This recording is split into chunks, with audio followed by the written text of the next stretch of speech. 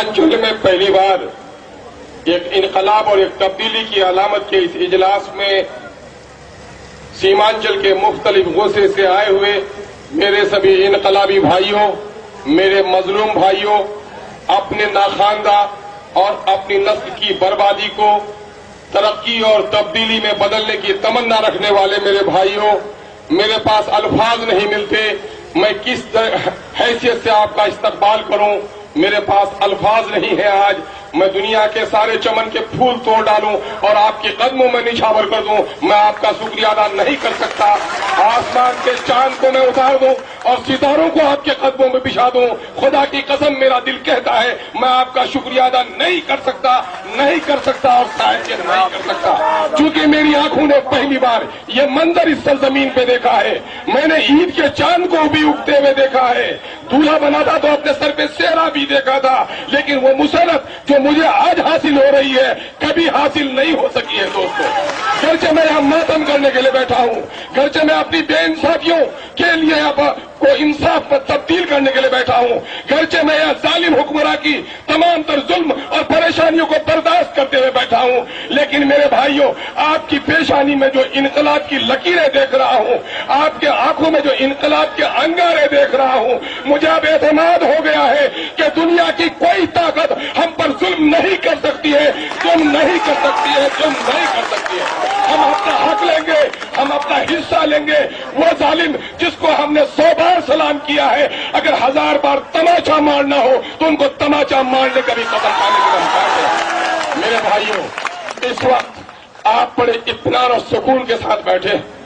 और तबीयत आपकी भी चाहती है कि आप उठकर यहां से उठकर न जाएं। मैंने बड़े बड़े जलसों को देखा है, बड़े बड़े मंत्रियों को के इजलास को देखा है, वजीर आला नया चुना गया है और उसके इस्तकबाल में भी, शहंशाहों के इस्तकबाल में भी लोगों को देखा है, लेकिन जो चट्टानी एकता, जो मोहब्बत, जो सुकून, जो एतमाद, जो डिसिप्लिन, जो सब्र आज मैं देख रहा हूं, मैं तो क्या कह सकता हूं, मैं तो कहूंगा कि हम सबों के सरपरस्त जनाब मौलाना असरारुल हक कासमी साहब ने भी कभी इस सरजमीन में शायद नहीं देखा होगा। मैं बड़े अदब और एहतराम के साथ इस इनकलाबी इजलास में किशनगंज का बेटा होने के नतीजे में जहां डाइस पे तशरीफ फरमा अपने कायद जनाब मौलाना असरारुल हक कासमी साहब को मुबारकबाद देता हूं, वही जनाब अपने भाई जनाब डॉक्टर जावेद आजाद साहब, अपने इनकलाबी भाई जनाब तौसीफ साहब और मेरे 1956 के पिछड़े हुए भाई जनाब गुलाम रब्बानी साहब एमएलए, जो भले ही बंगाली हो लेकिन उनकी पैदाइश 56 से बाद 57 में हुई होगी, लेकिन उनके अब्बा जान उस बिहारी के सबूत का मैं सलाम करता हूं। मैं सलाम करता हूं बंगाल से आए हुए जनाब चौधरी करीम साहब को, मैं सलाम करता हूं आपकी जानिब से बड़े इनकलाबी लीडर जनाब भाई विक्टर साहब को, मैं बड़े अदब से इस्तकबाल करता हूं बिहार के सरजमीन के पटना और दीगर इलाके में रहने वाले हमारे इनकलाबी लीडर जनाब आलोक मेहता जी का। मैं आपकी तरफ से सलाम और इस्तकबाल करता हूं जनाब तनवीर हसन साहब का, जनाब गुलाम गौस साहब का, साबिक एमएलए, साबिक वजीर हुकूमत बिहार जनाब अखलाक अहमद साहब का। मैं आपकी तरफ से कटिहार, अररिया,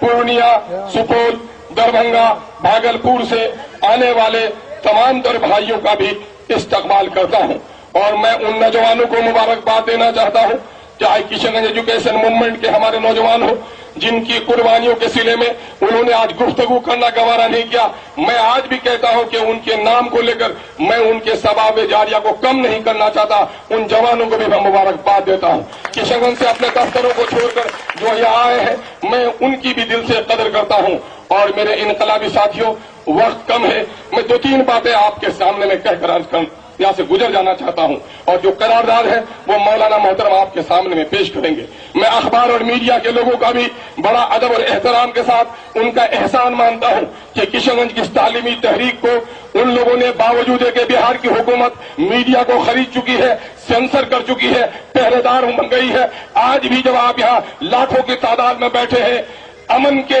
बिगाड़ने वाले उस शैतान के हरे झंडे को, आडवाणी के झंडे को बार बार दिखाया जा रहा है, लेकिन सीमांचल में तड़पने वाले, तालीम के लिए तड़पने वाले लाखों की भीड़ को अब तक अंधा नीतीश कुमार टीवी पर नहीं देख पा रहा है।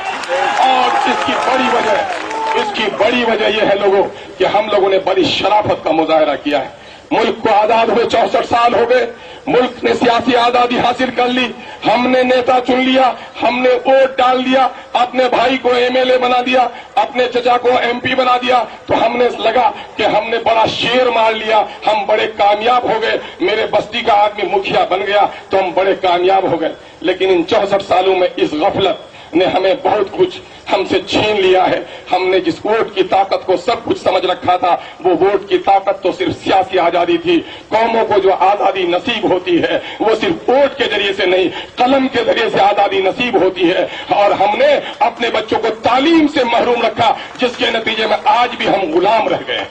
और इन 64 साल के बाद इस वक्त मैं आपको कहता हूं कि मेरी लड़ाई हुकूमत से नहीं है, मेरी लड़ाई किसी अलग खित्ते की नहीं है, मैं तो इंसाफ की लड़ाई लड़ता हूं। और कोई मैं ये नहीं कहता कि आप हमारे साथ कोई खुसूसी सलूक कीजिए, बल्कि मैं बिहार की जालिम हुकूमत को ये कहता हूं कि जालिम हुकूमत, मैं नहीं कहता, मौलाना असरार नहीं कहते, डॉक्टर जावेद नहीं कहते, करीम साहब नहीं कहते, बल्कि इस हिंदुस्तान में आज भी हिंदू मुस्लिम गंगा जमनी तहजीब बची हुई है। जब गांधी को मारने के लिए कोई अगर तैयार हुआ था तो बत्तख खान नाम का एक बावर्ची था, जब अंग्रेजों ने उसको जहर देने का काम किया था तो बत्तख खां की नौकरी चली गई, लेकिन गांधी के जान को बचाने का काम एक मुसलमान किया था।